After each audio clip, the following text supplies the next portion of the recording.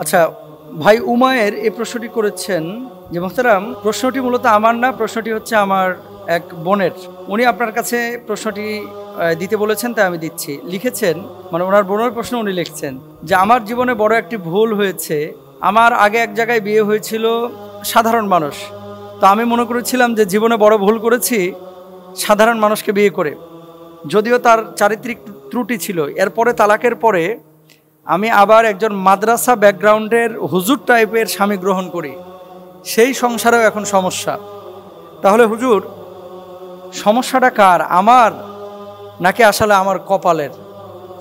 আপনার কপালের দোষ নাকি আপনার দোষ, এটা তো আর আমি বলতে পারবো না। আমি ব্যাখ্যা করব যে আসলে দাম্পত্য জীবনে এই ধরনের প্রবলেমে অনেকেই পড়েন, বিশেষ করে দ্বিতীয় স্বামী গ্রহণের পরে প্রথম স্বামীর সাথে যে আচরণগুলো আমাদের মেয়েরা করে থাকে আমাদের সমাজের, এর সিকি ভাগও যদি প্রথম স্বামীকে ছাড় দিয়ে সংসারটা করতো, সংসারটা টিকে যেত। কিন্তু প্রথম সংসারে যখন থাকে তখন কিন্তু এই ছাড় দেওয়ার মানসিকতা মোটেও থাকে না। তখন খালি মার মার কাটকাট অবস্থা। চেয়ারম্যান সাহেবের মেয়ে আমি, আমার পেছনে গোটা এলাকার মানুষ ঘোরাফেরা করতো, আর এখন তোমার সাথে বিয়ে করে আমি ফাঁসে গেছি, এমন কথা বলে থাকে। সংসারটা টিকলো না, তালাক হয়ে গেল। এরপরে বিশ্বাস করেন, দ্বিতীয় বিয়েটা যখন হয়, যেই মেয়ে প্রথম স্বামীর ঘরে তরকারিতে একটু লবণ মানে বেশি হলে কম হলে রেগে যেত, জামাই রাত্রেবেলায় কিছু না নিয়ে আসলে রেগে যেত, যেই জামাই মনে করেন 50,000 টাকা কামাইতো, এই জন্য তার মানসিকতা এখানে স্থির হইতো না, আমার ফিউচার কি, এরকম কথাবার্তা, আমার ফিউচারটা কি।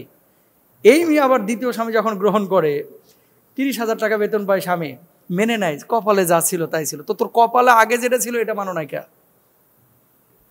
কপালে আগে যেটা ছিল এটা মানো নাই কেন? বিয়ের পরে ম্যাক্সিমামই দেখবেন ঝামেলাগুলো 2-3 বছরে হয় বেশি, প্রথম 2-3 বছর, কারণ একে অপরকে বুঝতে পারে না তো, এবং নতুন জীবন তারও। এই জন্য আপনাদেরকে বলে বিয়ে শাদী করার পর আগে স্থির হন। প্রথমে একেবারে হামলে পড়েন না, ঝাঁপায়া পড়েন না। কি পাইলেন? আরে ফিউচারের পুরো সময় তো পড়ে আছে, কেবল মেয়েটা আপনার ঘরে এসেছে, বাচ্চা কাচ্চা আসবে।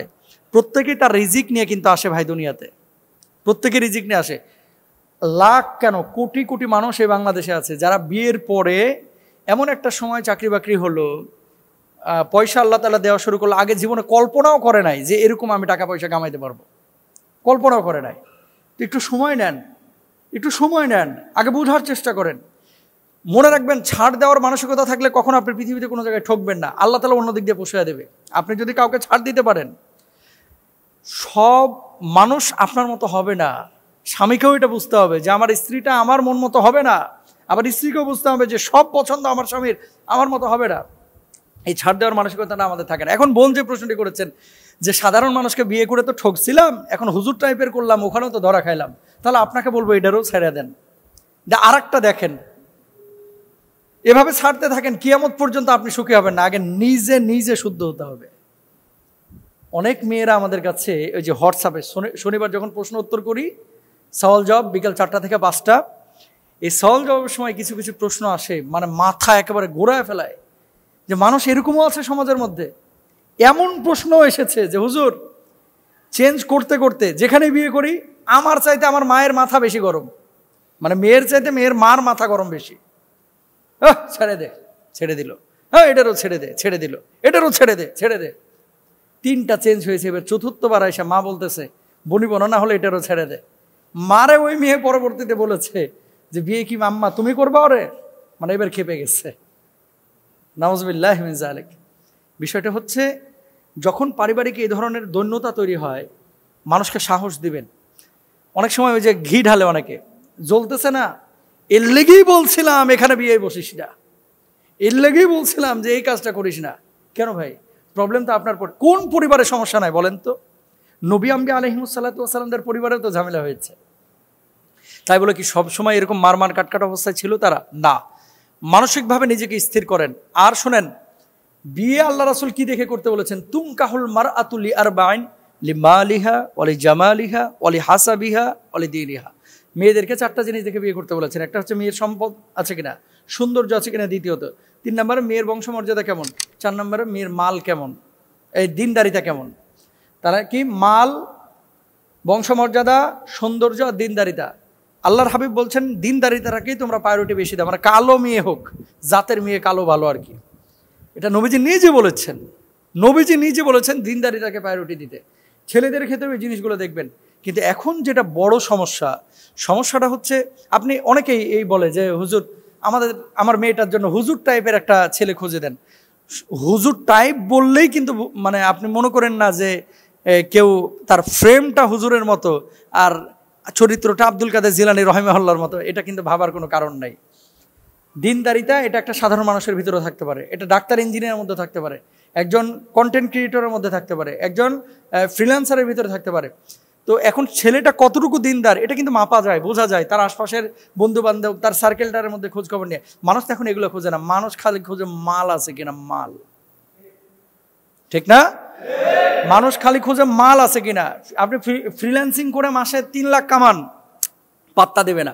অথচ রেলওয়েতে পিওনের চাকরি করে, সরকারি চাকরি, মায়েরি বেতন পায় 19,000 টাকা বা 21,000 টাকা, সরকারি চাকরি। এই পিওনের সাথে বিয়ে দিবে, আর ফ্রিল্যান্সার যে 3 লাখ করে কামায় ও বিয়ে দিবে না, সরকারি চাকরি না। কেন?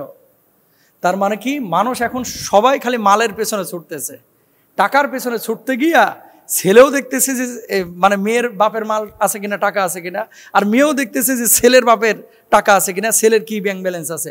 এই টাকার পেছনে ঘুরতে ঘুরতে দিনদারিতার আর খোঁজ খবর নেওয়ার সময় নাই। এরপরে বাস যা হওয়ার তাই হচ্ছে। বিয়ের পরে খালি হুজুরের পেছনে দৌড়াচ্ছে, পানির বোতল নিয়ে হুজুর পানি পড়া দেন, জামাইয়ের মাথা গরম, কাজ হবে না। পানি পড়ার আগে এই দিনদারিতা এবং এই জিনিসগুলো খেয়াল করার দরকার ছিল।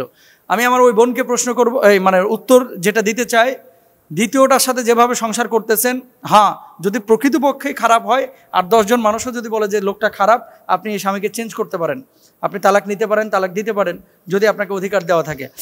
আর আমার মা বোনেরা এবং ভাইয়েরা যারা এই পারিবারিক বা দাম্পত্য জীবনে এরকম একটা ঝামেলার মধ্যে আছেন, আপনাদেরকে বলবো, তালাক যখন আপনারা একে অপরকে দিয়ে দিচ্ছেন, আপনারা তো চিন্তা করতেছেন আমার কি মেয়ের অভাব আছে, মেয়েও চিন্তা করতেছে আমার কি ছেলের অভাব আছে, বিয়ে শাদী করার জন্য কোনো ছেলে পাবো না, দুইজন দুই দিকে আলাদা হয়ে যাচ্ছেন। সবচেয়ে বড় বিপদে পড়ে তালাকের পরে হচ্ছে নিজের সন্তানটা। এই সন্তানটা রাত্রিবেলায় চাইলে কিন্তু আব্বু বলে ডাকতে পারে না, রাত্রিবেলায় চাইলেই তার মাকে কাছে পায় না। আমি আমার সন্তান নিয়ে ঘুমাই রাত্রেবেলায়, আমার 2 সন্তান নিয়ে আমি রাত্রেবেলায় বিছানায় ঘুমাই। এই যে অনুভূতিটা, সন্তানের সাথে বাবার যে হৃদ্যতা, এই বন্ডিংটা তালাক যে সমস্ত ফ্যামিলিতে হয়েছে, এই বন্ডিংগুলো থাকে না।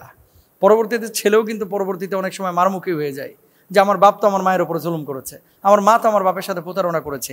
পরবর্তীতে এই পরিবারটা মানে একটা জেনারেশন নষ্ট হয়ে যাওয়ার সম্ভাবনা থাকে। সুতরাং তালাক যদিও যায়, যেটা ভালো কাজ না।